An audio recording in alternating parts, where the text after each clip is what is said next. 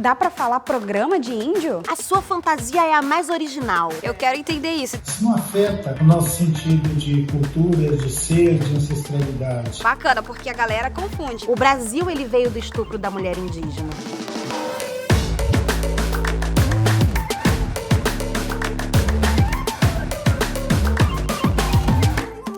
É índio ou indígena? Índio é um termo que vincula a pessoa à terra. É a ideia de nativo. E ele tem uma importância histórica porque ele revela a generalização que os europeus preferiram fazer do que esperar para conhecer os povos com quem eles estavam se confrontando aqui nesse continente, né? Ele é um apelido e para muitas pessoas indígenas ele é uma ofensa. Quando nos fantasiamos colocando uma peruca crespa ou pintando a cara de vermelho e nos dizendo como indígenas durante o carnaval, estamos desumanizando pessoas que têm essas identidades raciais. E levando em consideração o histórico do Brasil e como estamos acostumados a infantilizar todos os que não são brancos, colocando o indígena nessa figura fantasiosa e o negro como essa figura lúdica que pode ser tratada com menos seriedade e que inclusive não precisa receber os melhores empregos, entendemos que, mais do que ter a foto bonita do carnaval, precisamos ver o filme da história e entender que esse filme é permeado de desigualdades e que fantasiar essas identidades raciais é também desumanizá-las e perpetuar o racismo. Portanto, não vista essas fantasias. Seja real, olhe para a realidade para que possamos mudá-la. Caê, um prazer estar conversando contigo mais uma vez. Eu acho que eu fiquei muito feliz desde a primeira provocação que você me fez lá atrás, a gente que faz parte de um grupo aí de lideranças e tal. E aí você veio pra mim e falou assim: Luana, eu acho que a causa negra, né, a luta pela igualdade racial que você defende não pode andar sem a pauta indígena, né? A gente precisa caminhar mais juntas. E eu acho que essa provocação foi importantíssima para mim. E eu queria, na verdade, começar te perguntando como é que você se autodeclara? Como é que funciona a questão da autodeclaração para você, em termos de cor e raça? Em raça, sou indígena. Em etnia, sou guajajara. Entendeu? Que legal. Peraí, então agora a gente vai fazer uma pausa pra gente poder entender isso. Eu quero entender isso. Então, a gente tem aqui que raça tem a ver com essa cola da cor da pele a uma narrativa. Isso. Né? E a etnia tem a ver com o povo, isso, né? Com, enfim, a região, né? Também, isso, enfim.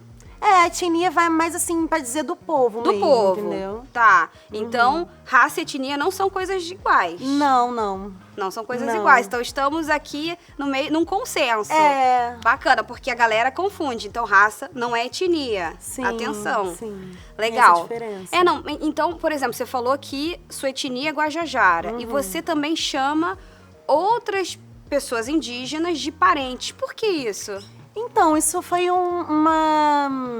como eu posso dizer, uma autoestima, assim, dos movimentos indígenas. Que legal. Porque antes nós éramos muitos, né? E aí, cada um tinha ali a sua cultura. Só que aí, depois da colonização, a gente teve que começar a lutar pelas mesmas coisas. A gente estava, assim, mesmo se unificando como povos contra a colonização. E aí, começou esse termo, né, de um chamar o outro de parente, como se fôssemos um só lutando pela mesma coisa, né? Demarcação de terras e todas as lutas que são a mesma entre os povos indígenas, né? Não é uma coisa que sempre existiu, não. É um evento, talvez, do século XX para cá, com a conscientização e a crescente politização também das questões raciais. Eu acho que foi isso que inspirou algumas lideranças a pronunciar-se publicamente, se referindo a outros povos como os nossos parentes, né? Mas, por exemplo, se uma pessoa parda quiser se autodeclarar como indígena, isso é possível? Porque eu digo isso porque pelas minhas andanças por aí, eu vejo muita confusão. Eu vejo pessoas pardas que se autodeclaram como indígenas e até pessoas amarelas mesmo, que colocam e dizem, eu sou indígena.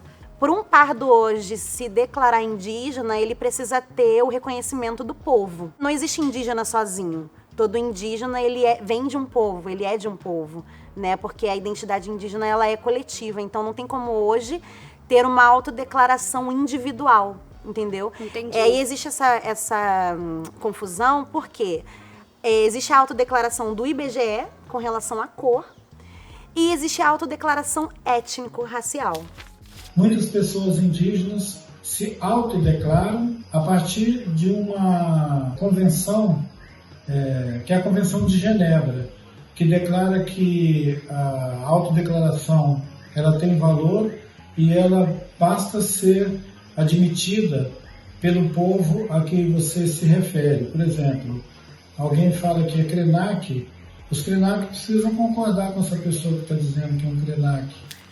E aí, essa étnico, né, ela quer dizer o quê? Que vem de um povo. Então, para você se declarar indígena na etnia, você precisa de um povo que te reconheça. Entendi. Por isso, seu nome também é Caê Guajajara. Isso. Significa que você é Caê que pertence ao povo Guajajara. Isso. Só que eu fiquei sabendo de uma coisa. Fiquei sabendo que na identidade seu nome é Aline. Isso. Me conta, por que isso? Isso você vai ver, assim, vários indígenas espalhados mesmo pelo Brasil todo. E aí isso vem primeiramente como uma questão histórica. Antigamente, os indígenas não podiam se escrever o nome na língua e nem nada disso, entendeu? Não existia isso. Então, tanto que os nossos nomes hoje são os nomes que os colonizadores nos deram.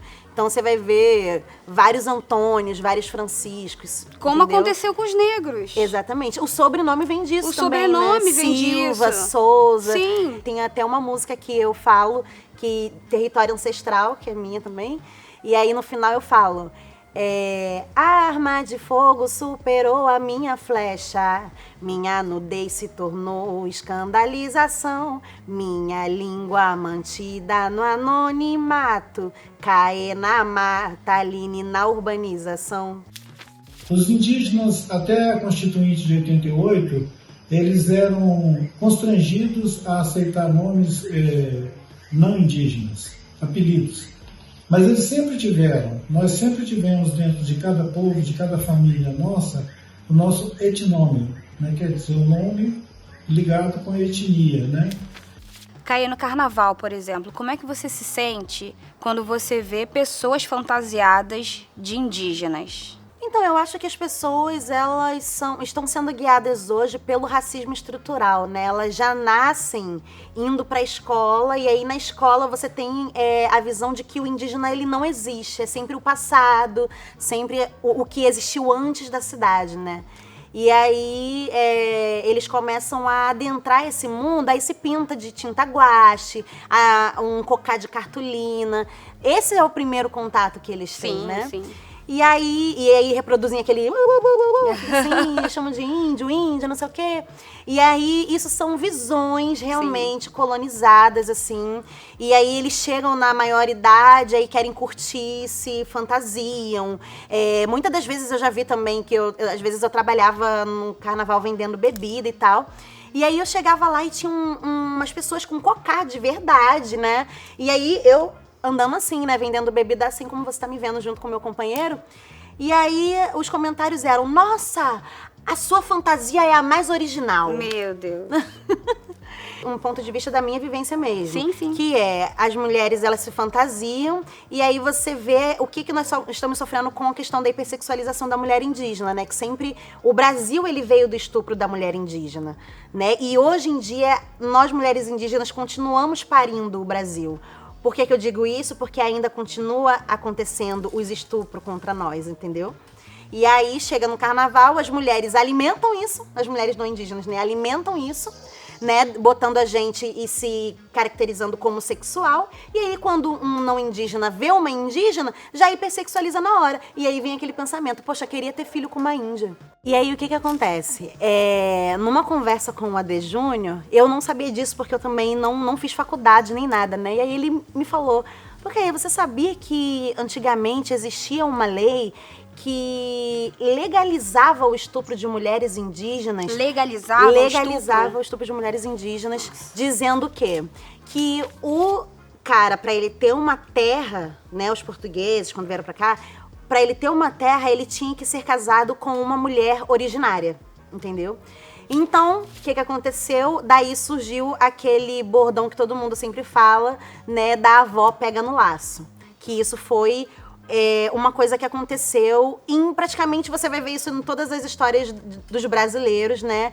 A maioria tem uma avó que foi pega no laço, que foram essas mulheres indígenas que foram caçadas e pegas no laço, pega dente de cachorro. E também tem uma questão que é um estereótipo do indígena que você mesmo colocou, como se o indígena não pudesse estar não só nas cidades, mas também não pudesse ter posses, né? Então, por exemplo, Sim. existe um estereótipo de quando você vê uma pessoa indígena, que tem um celular, uma casa grande e tal, como se não fosse mais indígena. Como é que você vê essa cola entre a raça, etnia e classe social, no caso dos indígenas? Essa questão do embranquecimento, ela veio também como uma questão histórica. Aconteceu vários aldeamentos que eram considerados transitórios. Inclusive, indígena já foi considerado uma raça transitória, né? A pessoa é indígena por enquanto.